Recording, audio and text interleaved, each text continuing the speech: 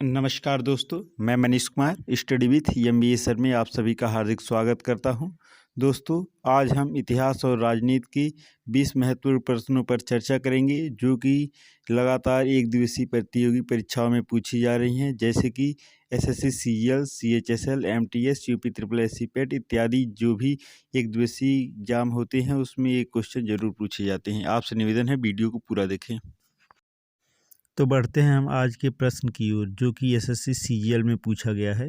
हड़प्पा के लोग निम्नलिखित भगवान में से किसकी पूजा नहीं करते थे? Option A Shiva, option B Vishnu, option C कबूतर, ऑप्शन डी स्वास्तिक की। तो ऑप्शन ए आपका सही हो जाएगा, शिव। हड़प्पा सभ्यता के लोग शिव की पूजा नहीं करते थे। बढ़ते हैं अगले प्रश्न की ओर। सिंध घाटी सभ्यता है ताम्रयुगीन सभ्यता, लौह युगीन सभ्यता, अच्छ युगीन सभ्यता, कांस्य युगीन सभ्यता। तो आपका आंसर हो जाएगा कांस्य युगीन सभ्यता। कांस्य युगीन सभ्यता ही सिंधु घाटी सभ्यता है। यह एसएससी एमटीएस में पूछा गया है इसके पहले। बढ़ते हैं आज के अगले प्रश्न की ओर, जो कि एसएससी सीएचएसएल में पूछा गया है। सिंधु घाटी सभ्यता की सबसे महत्वपूर्ण विशेषता क्या थी? वस्तु विनिमय प्रणाली, स्थानीय परिवहन प्रणाली, ईंट के बने भवन, प्रशासनिक प्रणाली। तो आपका ऑप्शन सी सही हो जाएगा, ईंट के बने भवन। सबसे पहले ईंट के बने भवन सिंधु घाटी सभ्यता से ही मिले थे। अतः हम ये कह सकते हैं कि सिंधु घाटी सभ्यता ईंट के बने भवन के लिए सबसे महत्वपूर्ण विशेषता रखती है। बढ़ते हैं अगले प्रश्न की ओर, जो कि एसएससी जेईई में पूछा गया है। यजुर्वेद में यजुर का अर्थ क्या है? ऑप्शन ए जीवन, ऑप्शन बी प्रकृति, ऑप्शन सी बलिदान, ऑप्शन डी विद सत्य। तो आपका ऑप्शन सी सही हो जाएगा, बलिदान। यजुर्वेद में यजुर शब्द का अर्थ बलिदान से है। बढ़ते हैं अगले प्रश्न की ओर, जो कि एसएससी सीपीओ में पूछा गया है। हड़प्पा सभ्यता 2500 बीसी के आसपास विकास किया था, आज उसे हम क्या कहते हैं? पाकिस्तान और अफ़गानिस्तान, पश्चिमी भारत और पाकिस्तान, अफ़गानिस्तान और पश्चिमी भारत, भारत और चीन। तो आपका ऑप्शन बी सही हो जाएगा, पश्चिमी भारत और पाकिस्तान। आज की हड़प्पा सभ्यता को हम पश्चिमी भारत और पाकिस्तान के नाम से जानते हैं। आज का हड़प्पा सभ्यता जो स्थित है वह पश्चिमी भारत और पाकिस्तान के बीच में स्थित है। बढ़ते हैं अगले प्रश्न की ओर, जो कि एसएससी सीजीएल में पूछा गया है। भारत का राष्ट्रीय आदर्श वाक्य सत्यमेव जयते किस प्राचीन भारतीय शास्त्रों से उद्धृत एक मंत्र है? Option A Rigveda, option B Mundakopanishad, option C Bhagavad Gita, option D Matsya Purana. तो ऑप्शन बी आपका सही हो जाएगा, मुंडकोपनिषद। मुंडकोपनिषद से सत्यमेव जयते लिया गया है, जिसका कि शाब्दिक अर्थ होता है सत्य की हमेशा विजय होती है। अर्थात आपका ऑप्शन बी सही हो जाएगा, मुंडकोपनिषद। हमारा अगला प्रश्न, निम्न में से किस वेद में बीमारियों का उपचार दिया गया है? Option A Yajur, option B Rig, option C Sama, option D Atharva. तो आपका ऑप्शन डी अथर्व सही हो जाएगा। अथर्व वेद में ही बीमारियों का उपचार दिया गया है। आपका यह प्रश्न आरआरबी एनटीपीसी में इसके पहले पूछा गया है। बढ़ते हैं हम आगे की प्रश्न की ओर, जो कि एसएससी सीपीओ में पूछा गया है। त्रिरत्न की अवधारणा से संबंधित है। ऑप्शन ए सिख धर्म, ऑप्शन बी जैन धर्म, ऑप्शन सी बौद्ध धर्म, ऑप्शन डी पारसी। तो आपका ऑप्शन बी सही हो जाएगा, त्रिरत्न जैन धर्म से संबंधित है। बढ़ते हैं हम आज के अगले प्रश्न की ओर, जो कि यूपीएससी सीडीएस में पूछा गया है। प्राचीन काल में अवध को किस नाम से जाना जाता था? Option A Kosala, option B Kapilavastu, option C Kaushambi, option D Kashi. तो आपका ऑप्शन ए सही हो जाएगा, कोसल। प्राचीन काल में अवध को कोसल के नाम से जाना जाता था। बढ़ते हैं अगले प्रश्न की ओर, जो कि ग्रुप डी आरआरबी में पूछा गया है। बौद्ध त्रिस्थान दांत का मंदिर स्थित है।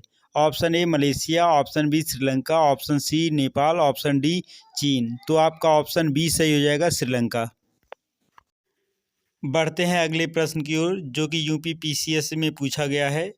भारत में प्रांतीय स्वायत्तता लागू की गई थी 1892 के अधिनियम से, 1909 के अधिनियम से, 1919 के अधिनियम से, 1935 के अधिनियम द्वारा। तो आपका ऑप्शन डी सही हो जाएगा, 1935 के अधिनियम द्वारा। बढ़ते हैं अगले प्रश्न की ओर, जो कि यूपीएससी में पूछा गया है। 1935 के अधिनियम द्वारा स्थापित संघ में अवशेष शक्तियां किसको दी गई? ऑप्शन ए संघीय विधान पालिका को, ऑप्शन बी प्रांतीय विधानमंडल को, ऑप्शन सी गवर्नर जनरल को, ऑप्शन डी प्रांतीय गवर्नर को। तो आपका ऑप्शन सी सही हो जाएगा, गवर्नर जनरल को। बढ़ते हैं अगले प्रश्न की ओर, जो कि यूपीएससी में ये भी पूछा गया है। किस संवैधानिक अधिनियम में प्रस्तावना नहीं था? 1919, 1961, 1935, 1909। तो आपका ऑप्शन सी सही हो जाएगा, 1935। 1935 के संवैधानिक अधिनियम में प्रस्तावना नहीं है। बढ़ते हैं अगले प्रश्न की ओर। भारत में प्रांतीय स्वायत्तता का प्रवेश 1892 के भारतीय परिषद अधिनियम से हुआ, 1909 के भारतीय परिषद अधिनियम से हुआ, 1919 के भारतीय सरकार अधिनियम से हुआ, 1935 के भारत सरकार अधिनियम से हुआ। तो ऑप्शन डी आपका सही हो जाएगा, 1919 के भारत सरकार अधिनियम के द्वारा हुआ। बढ़ते हैं अगले प्रश्न की ओर। भारत सरकार अधिनियम के अधीन एक संरक्षक न्यायालय का गठन किया गया जो कि कहलाता था। यह भी क्वेश्चन बीपीएससी में पूछा गया है। तो ऑप्शन ए प्रिवी काउंसिल, उच्चतम न्यायालय, उच्च न्यायालय, संघीय न्यायालय।